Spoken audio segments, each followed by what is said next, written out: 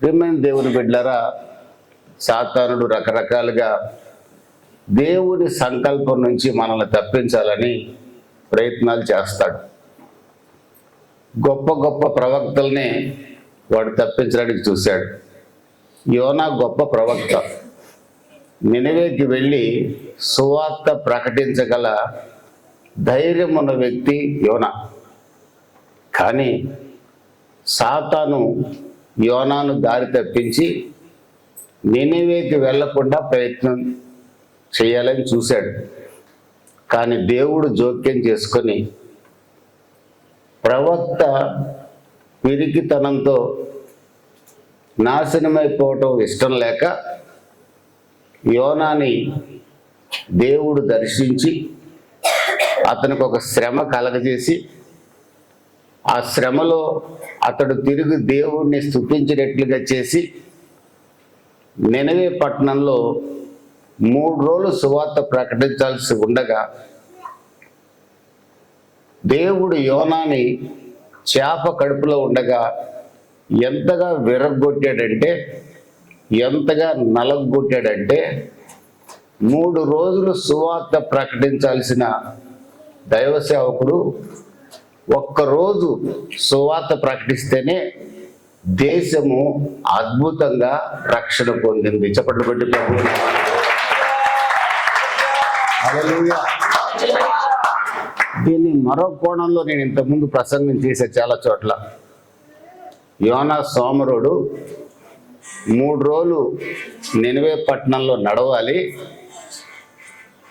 కానీ ఒక్కరోజే నడిచాడు. అంత సోమరుడు యోనా అని నేనే ప్రకటించా. కానీ ఈరోజు ఒక శ్రమ గుండా నేను వెళ్ళాక దేవుడు నాతో మాట్లాడిన మాట, యోనా సోమరుడైపోయి 3 రోజులు నడవకుండా ఉండలేదురా. యోనా మొదట నాకు అవిధేయుడయ్యాడు. అతడు కాదు అవిధేయుడయింది. సాతానుగాడు అతన్ని అవిధేయుడిని చేయాలని చూశాడు. కానీ నా ప్రవక్త అంటే నాకు చాలా ఇష్టం. నేను నా సేవకుడిని ప్రేమిస్తున్నాను. హల్లెలూయా. నా సేవకుడిని నేను విడువను, ఎడబాయను. హల్లెలూయా. జలములో బళ్ళి వెళ్ళినా, అగ్నిగుండం గుండా వెళ్ళినా నా సేవకుడికి ప్రమాదం రాకుండా కాపాడే బాధ్యత నాది. చప్పట్లు కొట్టి ప్రభువు నామములో హల్లెలూయా. అతన్ని నేను పిలుచుకున్న నేను అతనికి అన్యాయం పొరపాటును కూడా చెయ్యను. అతడు దారి తప్పుతున్నా కూడా సరిచేయడానికి నా ఆత్మ ఎప్పుడు రెడీగా ఉంటాడు. దేవునికి స్తోత్రం కలుగునుగాక. హల్లెలూయా. అతను ఒకవేళ పొరపాటున తన అడుగు గోతిలో వేయబోతున్నా కూడా ఈ లోకపు ఆకర్షణలతోనో లేదా రకరకాల కుటుంబాల సమస్యలతోనో గోతిలో వేయబోతున్నా తప్పించగలిగిన వాడిని నేను. దేవునికి స్తోత్రం కలుగునుగాక. ఒకవేళ అతడు కృంగిపోతే లేవనెత్తే దేవుణ్ణి నేను. ఆమేన్. హల్లెలూయా. కాబట్టి యోనాని నువ్వు అనుకున్నట్టుగా సోమరుడు కాదు నా సేవకుడు. 3 దినాలు చేప కడుపులో ఉంటే ఆ మురికి మధ్యలో, ఆ వాసన మధ్యలో నా సేవకుడు ఎంత కన్నీరు కాచాడంటే చేప కడుపులో ఉన్న సముద్రపు నీరు కంటే కూడా ఎక్కువ కన్నీరు నా సేవకుడు కార్చాడు. అంతగా పశ్చాత్తాపడ్డాడు. అంతగా తాను అవిధేయుడైనందుకు నినవేకి వెళ్లకుండా ఎక్కడికో వెళ్ళటానికి తాను సిద్ధపడినందుకు, ఆ ఓడకు తాను నష్టం కలగజేసినందుకు, దేవుడి మాటను ధిక్కరించినందుకు నా సేవకుడు భూమి మీద కంటే చేప కడుపులో ఎక్కువగా ఏడ్చాడు. ఎప్పుడైతే నా సేవకుడు నా సన్నిధిలో నలగొట్టుకున్నాడో, విరగొట్టుకున్నాడో, ఏడ్చాడో, నా సేవకుడు నేను శుద్ధ సువర్ణముగా మార్చాను. చప్పట్లు కొట్టి ప్రభువు నామమున హల్లెలూయా. నా సేవకుడు శోధింపబడ్డాడు, తన అవిధేయతే కావచ్చు, కానీ అతను నేను శుద్ధ సువర్ణంగా మార్చాడు.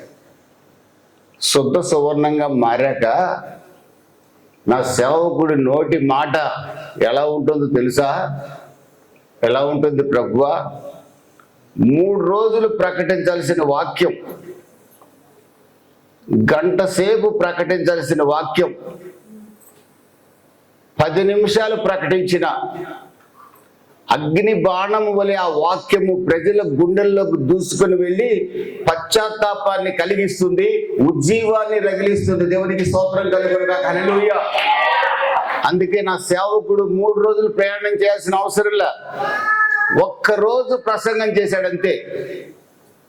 1,20,000 మంది ఉన్న పట్టణం ఒక్క ప్రసంగంతోనే, 3 ప్రసంగాలు అవసరంలా. కారణం నా సేవకుడు శుద్ధ సువర్ణంగా మారాడు కనుక. ఒక్క ప్రసంగంతోనే పట్టణాన్ని కదిలించాను, పశ్చాత్తాపాన్ని రగిలించాను, నా సేవకుడిని మండుచున్న దివిటీగా వాడుకున్నానని దేవుడు సెలవిస్తున్నాడు. దేవునికి స్తోత్రం కలుగునుగా. హల్లెలూయా. నా ప్రియమైన దేవుని బిడ్డలారా, శ్రమల గుండా వెళ్ళిన యోనాని దేవుడు తన చేతిలో బలమైన బాణంగా వాడుకున్నాడు. యేసు ఎవరో నాకు తెలియదని సాతాను అతని జీవితాన్ని కదిలించి, యేసు ఎవరో నాకు తెలియదని 3 సార్లు అబద్ధమాడిన పేతురు, నా ప్రభు అయిన యేసుక్రీస్తు శోధింపబడిన పేతురుని సువర్ణంగా మార్చి ఒక్క చిన్న ప్రసంగం చేస్తే ఒకే రోజున 3,000 మంది రక్షింపబడేట్లుగా చేశాడు. చెప్పండి కొంచెం ప్రభు నామాన్ని కనపరుచుకుందాం. హల్లెలూయా, హల్లెలూయా, హల్లెలూయా. 2 కొరింథీ 1వ అధ్యాయము 9-10 వాక్యాల్ని, మరియు మృతులను లేపు దేవుని యందే గాని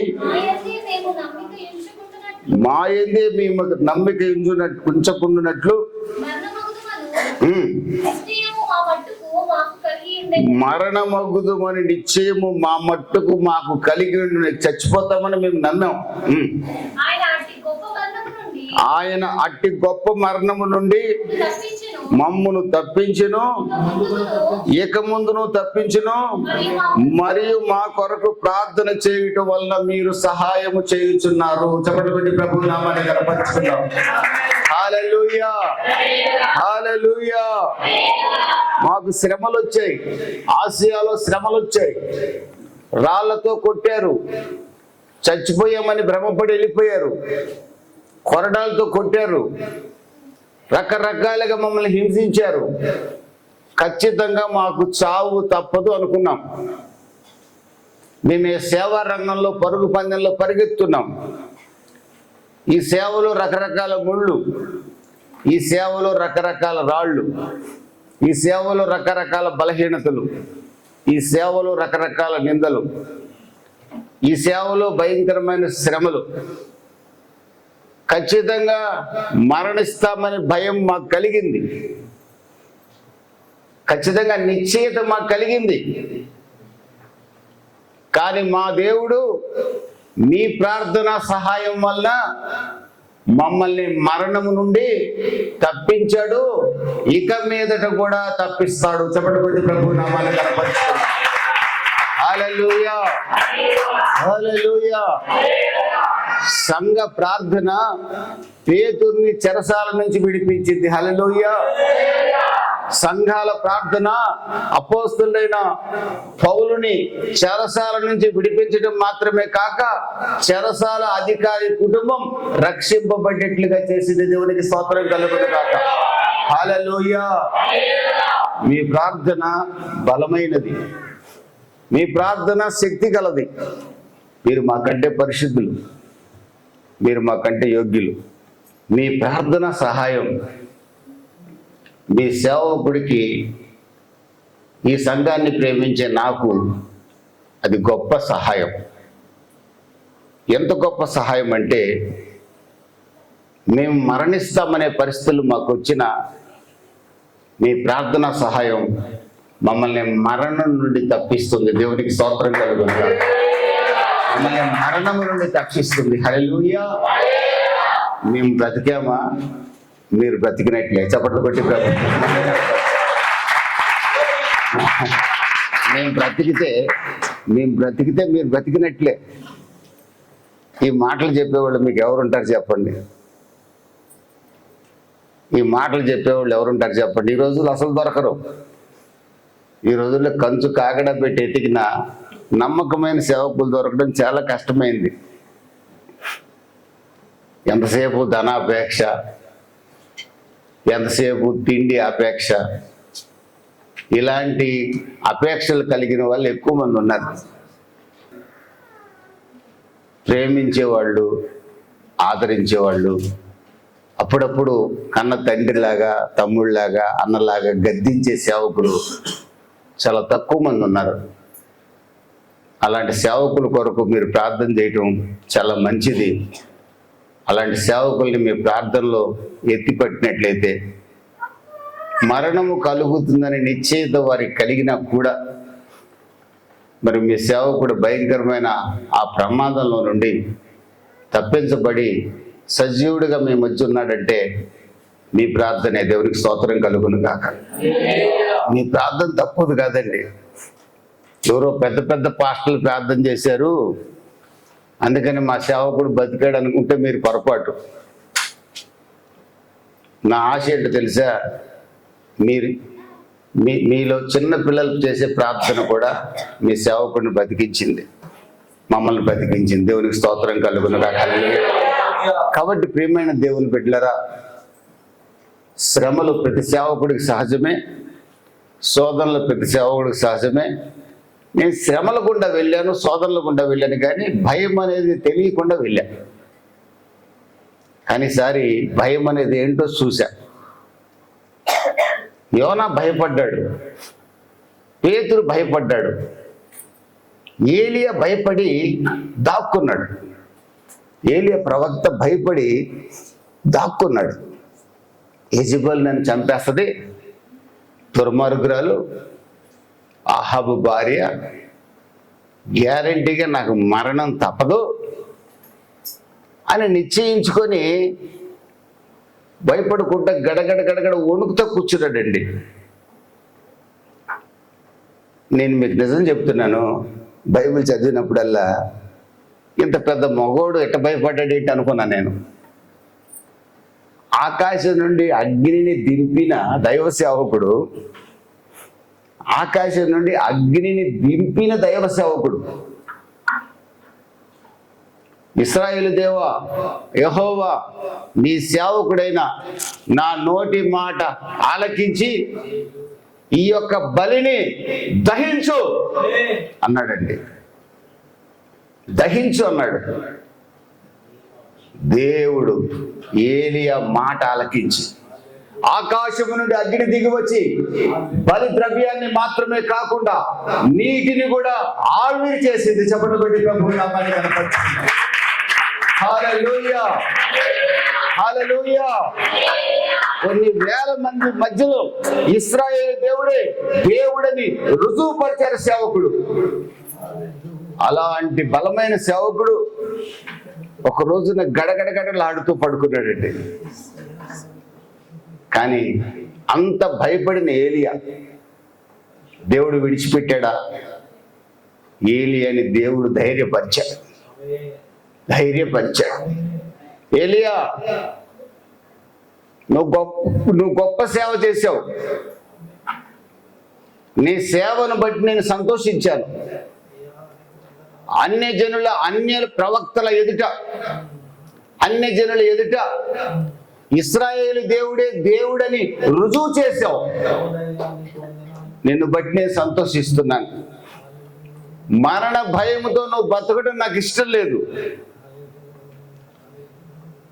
ఇంకా నువ్వు నడవాలి, ఇంకా నువ్వు కొంత సేవ చేయాలి. ఆ తరువాత నీ వారసుని కూడా నువ్వు అభిషేకించాలి. చెప్పండి ప్రభువు నామాన్ని కనపరుచుకుంది. హల్లెలూయా, హల్లెలూయా. సహోదరి సహోదరుడా, మీ భక్తి మీతో అంతమైపోకూడదు. మీరు మరణమయ్యే ప్రశ్న లేదు. ఎప్పటిదాకా తెలుసా? మీ వారసుడిని, మీ వలె దేవుణ్ణి పోలి నడవగలిగిన వాడిని మీరు సిద్ధపరిచే వరకు మీరు విశ్రమించే అవకాశమే లేదు. ఆమేన్, హల్లెలూయా, హల్లెలూయా. మీ వంటి యథార్థమైన సేవ, మీ వంటి యథార్థమైన విశ్వాసంతో నడిచే సేవకుడిని మీరు అభిషేకించే వరకు, మీ పిల్లల్ని మీరు సిద్ధపరిచే వరకు మీరు విశ్రమించే అవకాశమే లేదు. మీరు మరణం కారు, ఇంకా సేవ ఉంది, నడవండి అని ప్రభు మనల్ని హెచ్చరిస్తున్నాడు. దేవునికి స్తోత్రం కలుగునుగాక. హల్లెలూయా, హల్లెలూయా. ఏలియా నడు. అప్పుడే చచ్చిపోతేట్రా? నువ్వు ఒక వారసుడిని నియమించాలి. ఆ వారసుడు నువ్వు నలుగురిని మరణం నుంచి లేపితే వాడు 8 మందిని లేపాలి. దేవునికి స్తోత్రం కలుగునుగాక. అంత గొప్ప వారసును నియమించాలి. నీ పునరుద్ధానం, నీవు పరలోకానికి ఎలా వెళ్తావో తెలుసా? నేను ఎలా తీసుకెళ్తాను తెలుసా? సజీవుడిగా నిన్ను నా రాజ్యంలో చేర్చుకుంటాను. హల్లెలూయా. మొట్టమొదటిసారిగా సశరీరుడిగా ఒక వ్యక్తిని పరలోక రాజ్యంలో చేర్చుకోబోయేది నిన్ను మాత్రమే. హల్లెలూయా. హానోకును చేర్చుకున్నాను. హానోకు నా దగ్గర ఉన్నాడు. నెక్స్ట్, మరణము రుచి చూసకుండా, డెత్ అనే దాన్ని టేస్ట్ చేయకుండా సశరీరుడిగా మహిమలో నీ సమాధి ఎక్కడా కనబడదు. నీ సమాధికి సంవత్సరానికి ఒకసారి ఎవరు వచ్చి పూలేయరు. ఏలియా సమాధి ఫలానా చోట ఉందని చెప్పే అవకాశం లేకుండా సజీవుడిగా, సశరీరుడిగా నీ ప్రాణంతోనే నిన్ను పరలోకానికి తీసుకెళ్తాను. చాలా గొప్ప పని ఉంది నాకు. లే, పిరికివాడి కావద్దు. ఆదివారం ఆరాధన ఎగ్గొట్టి ఇంట్లో కూర్చోవద్దు. నీ కొరకు ఒక సంఘం ఎదురు చూస్తుంది. నీ కొరకు కొంతమంది బిడ్డలు ఎదురు చూస్తున్నారు. నీ నోటి నుంచి వచ్చే ధైర్యపు మాటలు వినాలని ఆశపడుతున్నారు. లే లే. ఆ రోజు ఏలియాని పంపించిన దేవుడు ఈరోజు బలహీనుడైన నన్ను బలపరిచి మీ మధ్యకు పంపించాడు. చెప్పండి ప్రభువు. హల్లెలూయా, హల్లెలూయా, హల్లెలూయా. ఏలియా వెళ్ళాడు, గొప్ప పరిచర్య మరి కొంతకాలం చేశాడు. అక్కడ రాయబడిన వాక్యాలు కొంచెం తక్కువే కావచ్చు, కానీ మరి కొంతకాలం పరిచర్య చేశాడు. మరణం ఆగుతుందని నిశ్చయత ఏలియా కలిగింది, కానీ దేవుడు మరణం నుంచి తప్పించాడు. మరి కొంతకాలం నడిపించాడు, మరి కొన్ని సంవత్సరాలు నడిపించాడు. 200 అభిషేకము కలిగిన ఏలియా యొక్క ఆత్మ కంటే మరింత గొప్ప ఆత్మ కలిగిన ఒక సేవకుడిని దేవుడు పొలం దున్నుకున్న ఒక వ్యక్తిని ఏలియాకి చూపించాడు. ఏలియా అతన్ని పిలిచాడు. రెట్టింపు అభిషేకంతో ఎలీషాని ఏలియా చేతుల మీదుగా దేవుడు నింపాడు. దేవునికి స్తోత్రం కలుగునుగాక. హల్లెలూయా, హల్లెలూయా. రెట్టింపు ఆత్మాభిషేకాన్ని కోరుకుంటున్న ఎలీషా ఏలియా ప్రార్థన ద్వారా, ఏలియా అభిషేకం ద్వారా ఎలీషా 200 ఆత్మను పొందగలిగాడు. దేవునికి స్తోత్రం కలుగునుగాక. హల్లెలూయా. మొట్టమొదటిసారిగా సజీవుడైన ఒక వ్యక్తి అగ్ని వంటి రథములతో కూడిన ఒక రథం వచ్చి సజీవుడైన ఒక వ్యక్తిని పరలోకానికి తీసుకొని వెళ్తుండగా చూచే ధన్యత కలిగిన ఎలీషాని ఏలియా అభిషేకించి సజీవుడిగా పరలోకానికి కొనిపోబడ్డాడు. దేవునికి స్తోత్రం కలుగునుగాక. హల్లెలూయా, హల్లెలూయా. అంత మాత్రమే కాదు, రాజులను అభిషేకించే బాధ్యత కూడా దేవుడు ఏలియాకి అప్పగించాడు. నా ప్రియమైన దేవుని బిడ్డలరా, నా ప్రియమైన వారలరా, మరణ భయం కలిగిన ఏలియాని దేవుడు ధైర్యపరిచి బలమైన సేవ చేయించుకున్నాడు. ఇర్మియా అంటాడు, నేను బాలుణ్ణి, నా వల్ల కాదు. ఇదిగో నా మాటలు నీ నోట ఉంచాను, పడగొట్టడానికి, కట్టడానికి, బాగు చేయడానికి అధికారం నేను నీకు అనుగ్రహించాను. దేవునికి స్తోత్రం కలుగును గాక. పిరికివాడైన ఇర్మియాని బలమైన సాధనంగా దేవుడు చేసుకుంటే, ఒక దశలో అంటాడు, ఇర్మియా గ్రంథం 12వ అధ్యాయం 1-2 వాక్యాల్లో ఇర్మియా అంటాడు, అయ్యా దేవుణ్ణి ప్రశ్నిస్తున్నాడు, ఇంకా ఎంతకాలం ఈ భయంకరమైన పరిస్థితులు. ఇర్మియా సత్యాన్నే ప్రకటించాడు, కానీ రాజులు అతన్ని గోతిలో వేశారు, బురద కలిగిన గోతిలో వేశారు, బురద గుంటలో వేశారు. ఇర్మియా మరణం పొందుదని నిశ్చయితకు వచ్చాడు. ఇర్మియా మరణము నొందుదనను నిశ్చయితకు వచ్చాడు. ప్రియమైన దేవుని బిడ్డలారా, పరిశుద్ధాత్ముడు మనతో మాట్లాడుతున్న మాటలు, ఇర్మియా మరణిస్తానన్న నిశ్చయితలోకి వచ్చాడు. బురద గుంటలోకి, బావిలోకి ఇర్మియాని దింపారు. ఆహారం లేదు, ఎప్పుడు చనిపోతాడో తెలియదు. ఆ సమయంలో దేవుడు ఇర్మియాని మరణం నుంచి తప్పించడానికి ఎబెద్మెలెకు అనే ఒక షండుడిని దేవుడు ఏర్పరచుకొని రాజుతో అంటున్నాడు, ఆ షండుడు అంటున్నాడు, రాజు దగ్గర చాలా తక్కువ పనివాడు, వాడు ఇశ్రాయేల్ దేశానికి చెందినవాడు కూడా కాదు, వేరే దేశానికి చెందిన వ్యక్తి, ఒక నపుంసకుడు. రాజుతో అంటున్నాడు, అయ్యా ఇర్మియా ప్రవక్త ఏం తప్పు మాట్లాడాడని మీరు అతన్ని బురద గుంటలో దింపి చంపాలని చూస్తున్నారు. అతను సత్యమే ప్రకటిస్తున్నాడు కదా. బబులోనీయులు మన దేశం మీదకి యుద్ధానికి వస్తున్నారని మనం కూడా వార్తలు వింటున్నాం కదా. మీరెందుకు బబులోను వాళ్ళు మీ మీదకి రాలేరు, వాళ్ళు నాశనమైపోతారని చెప్పి అబద్ధ ప్రవక్తల మాటలు వింటున్నారు. బబులోను వాళ్ళు మన మీదకి వస్తారు, వాళ్ళు మనల్ని చెరబడతారు, వాళ్ళకు లోబడండి అని ఇర్మియా చెప్పే మాట మనం ఎందుకు వింటలేదు?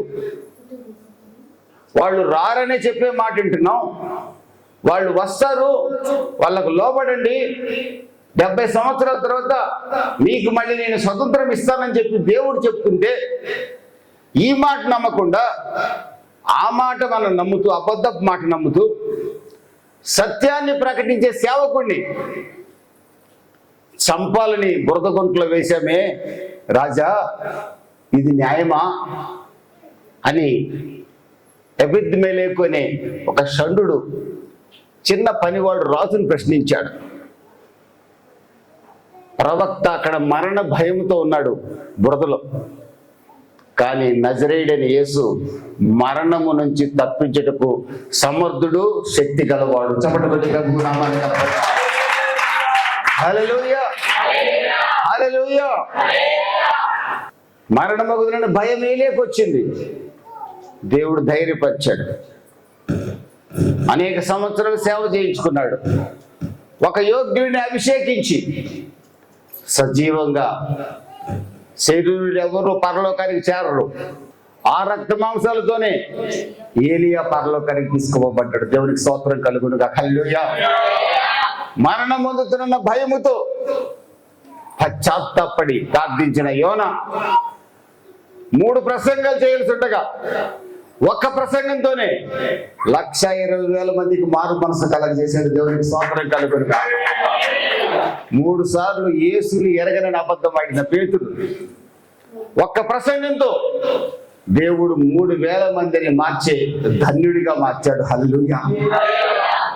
మరణాన్ని తప్పించడానికి దేవుడు ఇర్మియా గ్రంథం 38వ అధ్యాయం ప్రకారం ఒక షండుని, ఒక నపుంసకుని వాడుకొని రాజు ఆ నపుంసకుడి మాట వినేటట్లుగా దేవుడు చేసి ఇర్మియాని ఆ బావిలో నుంచి విడిపించేటట్లుగా దేవుడు చేశాడు. దేవుడికి స్తోత్రం కలుగును గాక. హల్లెలూయా. ఆ తర్వాత ఇర్మియా చేసిన ప్రసంగం, ఇర్మియా ప్రవచనం అద్భుతమైన ప్రవచనంగా, ఆశ్చర్యకరమైన ప్రవచనంగా ఇర్మియా ఏది చెప్పాడో తూచా తప్పకుండా నెరవేరే అంత బలమైన సాధనంగా ఇర్మియాని దేవుడు వాడుకున్నాడు. దేవునికి స్తోత్రం కలుగును గాక. ఈ రోజున నా సేవకుడైన అపోస్తులైన దైవ సేవకుడు మరణము బగుదుమని మాకు భయం కలిగింది. మరణం నుంచి మమ్మల్ని దేవుడు తప్పించాడు, ఇక మీదట కూడా తప్పిస్తాడు. మీరు ప్రార్థన చేస్తుండండి కొరింథీ సంఘమా ఆ సంఘానికి చెప్తుంటున్నాడు. ఒక రోజున మంచి పోరాటం పోరాడాను, నా పరుగు కడముట్టించాను, నా కొరకు నీతి కిరీటం ఉంచబడిందని చెప్పాడు. దేవునికి స్తోత్రం కలుగును గాక. హల్లెలూయా. ప్రియమైన దేవుని బిడ్డలారా, ఈ మాటలు ఈ రోజున ఇంకా ఎవరైనా ఇప్పటికే కానీ భవిష్యత్తులో కానీ భయం మన జీవితంలో ఆవరిస్తే, భయం మన జీవితంలో ఆవరిస్తే చాలా జాగ్రత్తగా జ్ఞాపకం చేసుకోవాల్సిన దైవ సేవకులు వీళ్ళు. మనలాంటి భయమే వాళ్ళకి కలిగింది, మనలాంటి భయమే వాళ్ళకి కలిగింది. కానీ భయముతో నా దేవుడు వాళ్ళని నాశనం కానివ్వలేదు. ఆ భయము నుండి నా దేవుడు వారిని విడిపించి శక్తిగల సాధనాలుగా వాడుకున్నాడు. మిమ్మల్ని నన్ను కూడా వాడుకుంటాడు. చప్పట్లు పెట్టి ప్రభువుని నామమున హల్లెలూయా. కనుక భయము కలిగినప్పుడు కుంగిపోవద్దని మీరు ప్రార్థన చేయండి, ఒకరికొకరు ప్రార్థన చేసుకోండి. మీకు ఎవరు పరిచయమైన వారి కొరకు మీరు ప్రార్థన చేయండి. నా ప్రియమైన దేవుని బిడ్డలారా, ఈ రోజున మీ జీవితంలో నా జీవితంలో ఏ పరిస్థితున్నా ఫైనల్గా చెప్పాలనుకున్న మాట దేవుడు మీ మేలు కొరకే, నా మేలు కొరకే. నన్ను ఈ విధంగా నడిపించడం నా మేలు కొరకు, మిమ్మల్ని ఈ విధంగా నడిపించడం మీ మేలు కొరకు.